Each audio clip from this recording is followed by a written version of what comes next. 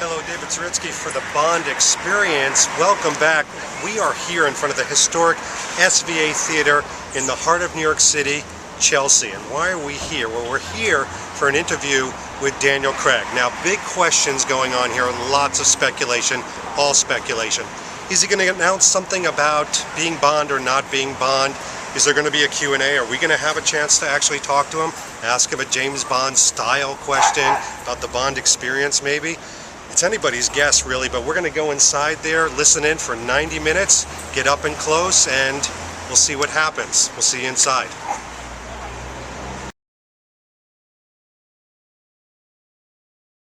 And I can see how nervous I am about covering this, but I need to get the truth out. There's someone asked me whether, you kind of like intent, 20 yards at the end of a marathon, someone says, are you going to do another one? You go, fuck you. This is what I do, but that kind of being away from home is the hardest thing I find. So when you say you're away from home for... and I'd be reactive in taking jobs, and it's never done me good. You should do jobs because you want to do them, and you should do jobs because they turn you on and they want to get, like I said, there's a privilege with having a little bit of fame is that you can make some choices. And so I plan to make some choices, and I want to work with people I really want to work with. And I think if you're trying to sort of undo something, then you're not hiding to nothing. It's like people are going to go, oh look how they're making interesting role. It's like you just got to go with your heart. You've got to go with what you want to do. As far as I'm concerned, I got the best job in the world. I mean, really. I mean, I love this job beyond anything, and I get a massive kick out of it. And if I can still keep getting a kick out of it, I will. So we're being Kansas. What's a rule of a post-slasherist interview? Where does the conversation go at the next Bond film? Where does that stand? It doesn't. I thought that this was going to come up this evening, and even I know my publicist has sort of got on the phone to me going, I'm getting so many conversations going, is he making an announcement this evening? And it's like, no, I'm not. There's no conversation going on, and genuinely because everybody's just a bit tired, and producers are just, Barbara just is going, oh, she's making a movie. I'm doing Othello, Barbara's producing that movie, and we just... that starts in a month here? I start rehearsals on Monday. Literally, I came out today. I've been sat in my office for the past week trying to learn it. It's it's fun for me to be out tonight because I've just been literally sat in front of Othello for the past week. So.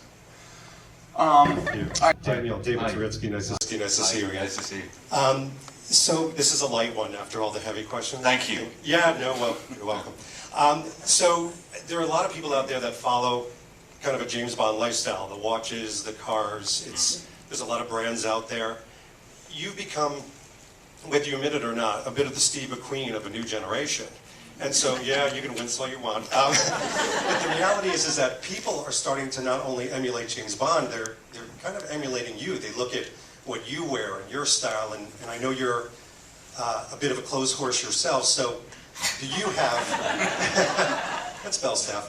Do you have any styles or brands that that influence you and what you wear and how you style stuff? The free ones, off the set? No. I don't. I've been really fortunate in the fact that I've been given tailored suits. It's like something I could never imagine. Interestingly enough, my grandfather was a master tailor. He made suits all his life. So I kind of had that a bit in my psyche when I went in to do this movie, and I kind of had an expectation, shall we say. And when the first movie, Brioni did it, and they're brilliant, they're amazing suit makers. But when Tom Ford came in, he very generously allowed me to get involved with the making of the suits. And literally from day one, he just said, "What do you want? What do you want?" And I just was like, I want to try this. I know we always got it right, but it does fascinate me. I mean, there's a great story about Sean Connery about who directed the first golf thing. There's somebody, Guy Hamilton, is that right? Who directed? Yeah. Who said to him? Is that right? Anyway, you can. But he said, wear the suit, go home, sleep in it, and that's how it should look. And that's exactly how a suit should look. It should look like you've lived in it, had sex in it. I'm going to try that. Regarding you mentioned grandfather, great grandfather of the Taylor. Grandfather. I forget where my notes are here, but you've got great grandfathers from East India Company. There was a Apparently, yes, 6 times back grandfather who was a chaplain for Frederick the Great or something. There's a long legacy. Is there something about Bond, about sort of restoring sort of British greatness? I had no idea about all of that stuff. That just happened recently. Somebody, some company just did like a background, a really long background check on me, and I've done all this stuff. I'm a Jacobite from somewhere or other. I don't know what that means. I don't care. Yes, and that is, you're happy with Marilyn at the end of the film. The answer is yes to that. Yes, at that moment, I think that's what he thinks. But, you know, it always says to be continued at the end of them, doesn't it? Thank you very much. No, thank you. And so we'll just go. You three ask me a quick question. I'll jot it down, and then we'll let Daniel talk, just so we can get to everybody. How's that going to work? There is a garage upstate somewhere with an Aston Martin.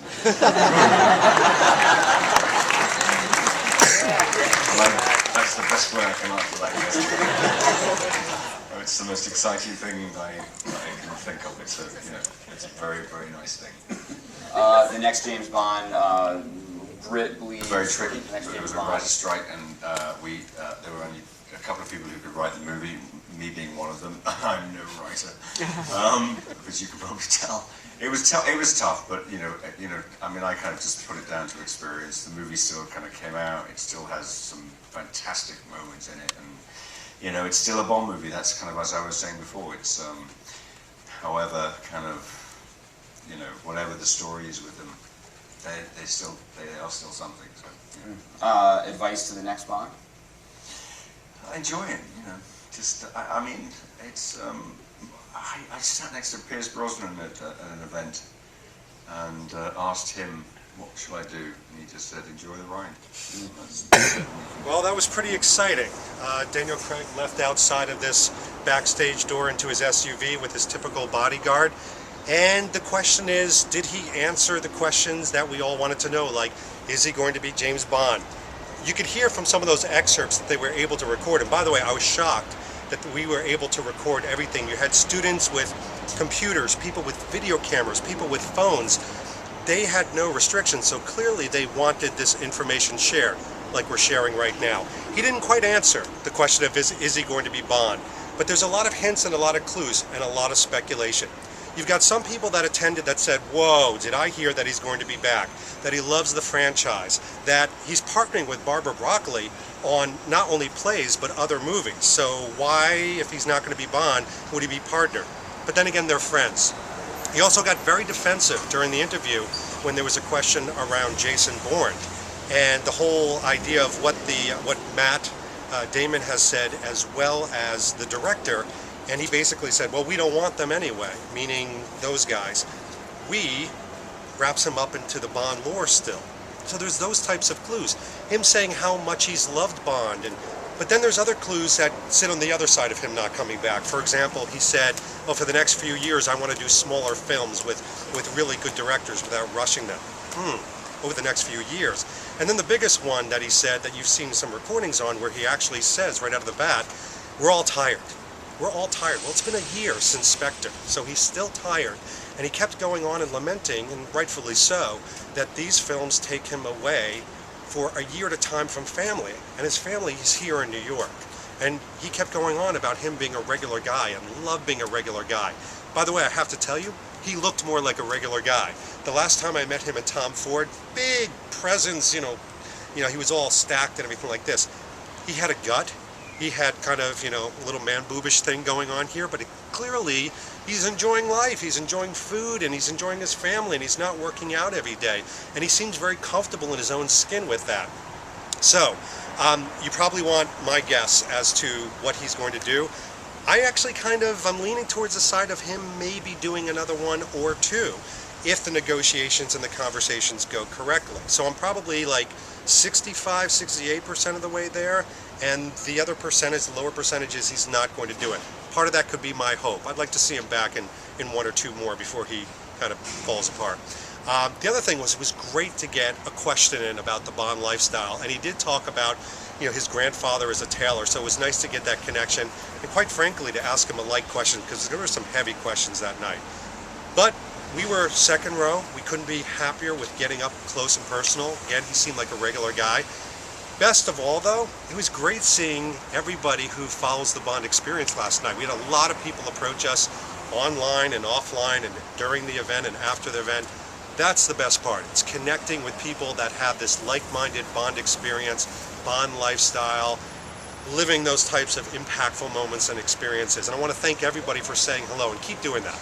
I mean, let's find more opportunities to meet and connect, because we're all connected by this craziness that we follow. Things like this. Anyway, this has been David Zaritsky for the Bond Experience here in New York City, in back of the SVA Historical Theater, and we will see you very soon. Take care. You've become, whether you admit it or not, a bit of the Steve McQueen of a new generation. And so, yeah, you can wince all you want.